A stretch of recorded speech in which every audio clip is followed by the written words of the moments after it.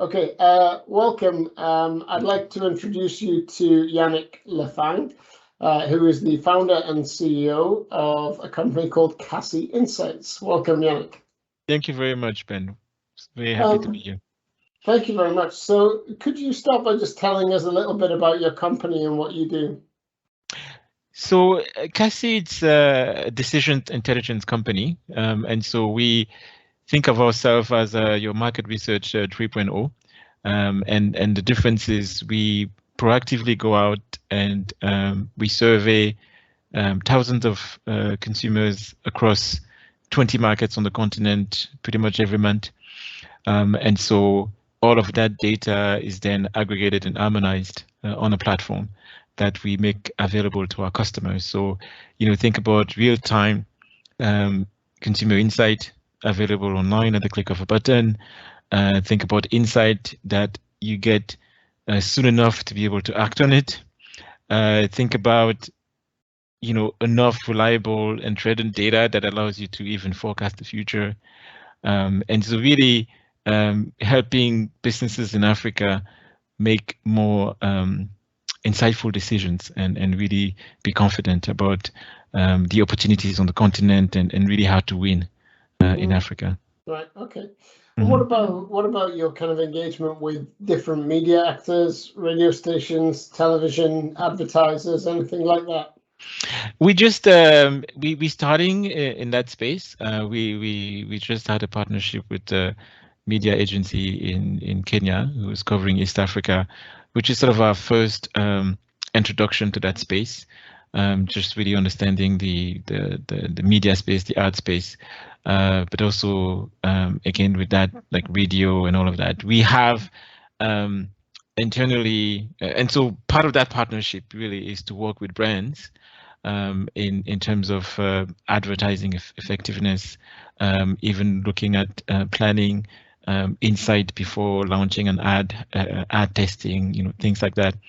And so that's what we do. And we also have internally, one of our data set is a media tracker, where we sort of ask people, about how they consume news, again TV, but we do it over time, right? And so it gives you an idea of what are some of the channels that are important, how is it changing over time, and where advertising dollars should be put to work.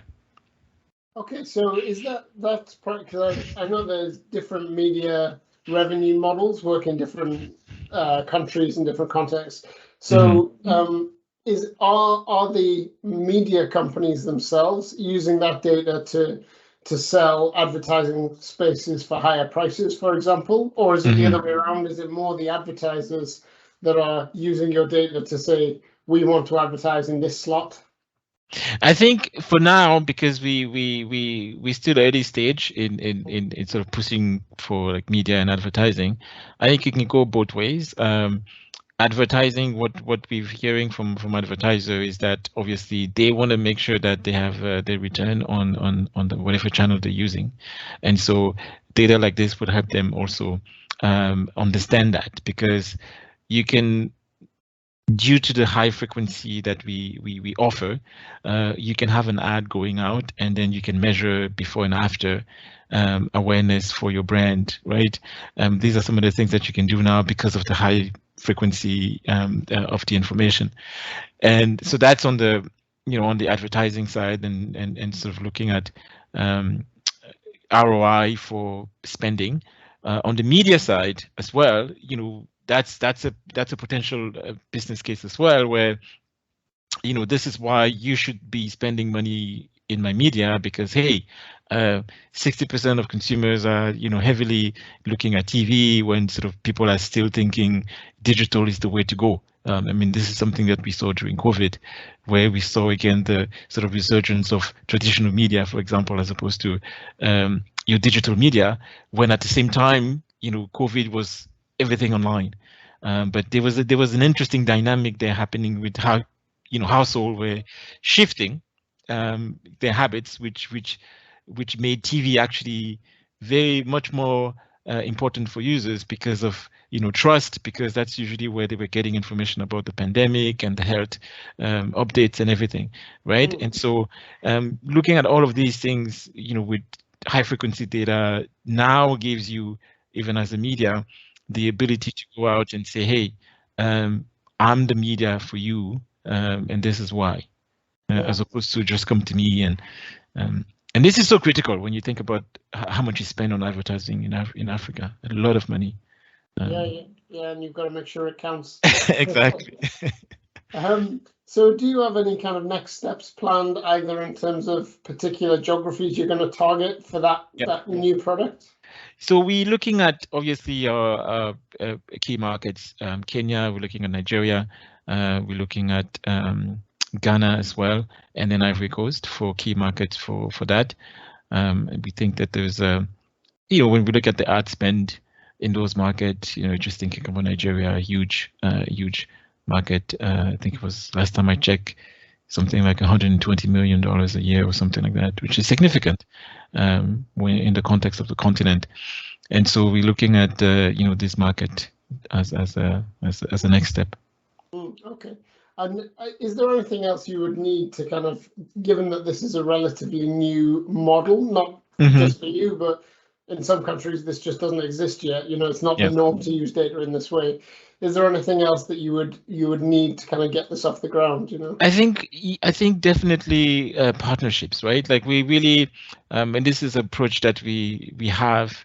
We have a lot of data, and so we're very happy to partner with whether it's media agency, whether other agencies, to even share that information for them, so they can see how they can use the information and see the value of the information. So building partnerships definitely is the next thing we want to do. Like I mentioned earlier, we have this partnership with an agency in Kenya. We want to do more of those type of partnerships, in Nigeria, in Ivory Coast, and again, to start giving them access to the data, right?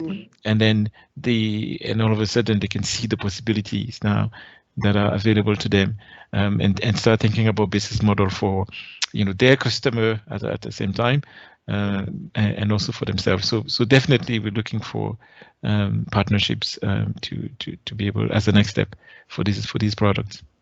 Okay, that's great. So we'll see if we can sort you out some partnerships from yes from some people in the room will be interested. We cover Mozambique, right? So we can definitely share some of the information we have, also the data we have on Mozambique, and again, as an introduction, and they can have a look at what we have.